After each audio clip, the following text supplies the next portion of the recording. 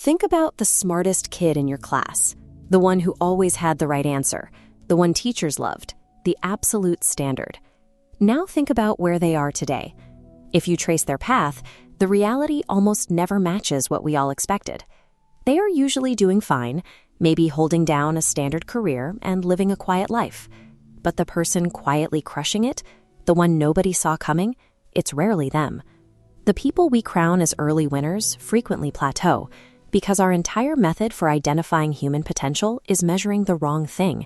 We operate inside a machine with one strict rule: find talent early and reward speed. We sit children down before they are even teenagers and measure exactly how fast they can process information. From there, the pressure escalates. Middle school exams become standardized SAT scores. Honor rolls turn into a desperate race for elite college admissions and prestigious corporate internships before the age of 22. We pour literal billions into an industry designed to make kids perform better on these specific rubrics. We trust these metrics to filter out the most capable humans. Looking closely reveals two curves. The early achiever spikes quickly, then flatlines. The slow starter stays flat near the bottom, but the system stops watching, missing what happens next. The slow starter eventually curves upward, exponentially overtaking the early peak. When you are labeled gifted at a young age, life hands you a steady stream of rewards. You receive those rewards for being wired a certain way at a certain time, completely bypassing the crucial experience of struggling to figure something out. Psychologists call the result identity-based fragility. Your entire sense of self becomes tied to being the smartest person in the room. So the moment you face a problem you don't immediately understand, it feels like a direct threat to who you are. To avoid that feeling of failure, early achievers frequently start playing it safe. They avoid risks and retreat to highly predictable, protected career paths where their competence is never questioned. That lifetime of gold stars and unearned praise doesn't create boldness. It builds a very comfortable, invisible cage that severely limits how far they are willing to push themselves. Even the institutions that built this system are starting to realize it fails. Several major tech companies analyzed their own internal hiring data and found that high test scores and elite degrees had almost zero correlation with who actually excelled at the job. This image shows a standard testing booklet. A standardized test measures how quickly you process a very specific problem in a highly controlled format while a clock is ticking. It does not measure how you navigate absolute ambiguity.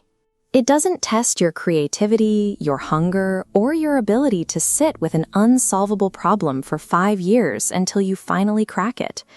Real life is entirely uncontrolled. The ability to follow strict rules and ace a controlled exam leaves these early achievers thoroughly unequipped for an environment with no clear instructions. The pressure to maintain this early lead is heavily damaging the people trapped inside it. Students at the most academically competitive schools in the world are experiencing massive rates of severe anxiety and burnout. That same pressure moves straight into the workforce. In high-stakes industries, there is a pervasive assumption that youth strictly equals energy and value, causing an employee's perceived worth to drop the moment they are no longer the youngest person in the room. A plastic surgeon in San Francisco recently reported treating a 26-year-old patient who was terrified of losing his job because early hair loss made him look too old for his tech company. A 26-year-old fearing obsolescence is the clearest sign of a broken model. A system that measures human value strictly by youth and relentless performance inevitably consumes the exact talent it claims to cultivate. Now, look at the people who took longer. The ones who struggled in class, who didn't land the internship, who looked completely behind at age 25 or 30. Because they weren't handed the answers easily, they had to search, question, and dig. That required effort builds a much deeper, highly original curiosity. They also get rejected, repeatedly. Every time they hear no and find a way forward anyway, they build ironclad resilience. And all those wrong turns generate an authentic clarity of judgment that you cannot study for. They aren't actually slower, they are loading. By the time they arrive, they show up with a level of depth and raw adaptability that an early achiever who coasted on raw talent simply hasn't developed. If you feel like you are behind, there are 3 distinct moves you make next. First, you walk away from the wrong race. If a societal path doesn't fit you, letting it go is a strategic decision. Staying in the wrong lane doesn't make you disciplined, it makes you trapped. Second, you find the work that actually fits your brain, and you give it the time it requires. Almost every late-stage success story is backed by 10 or 15 years of completely unglamorous, unrecognized effort. Third, you change your relationship with self-doubt. Doubt is just information indicating that you care and that you are attempting something difficult.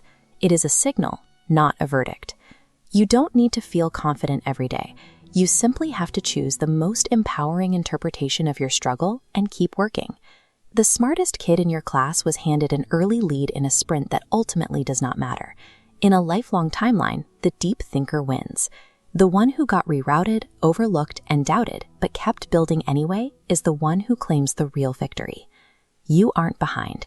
You are exactly mid-race. History won't remember where you started, but it will absolutely remember how you finished.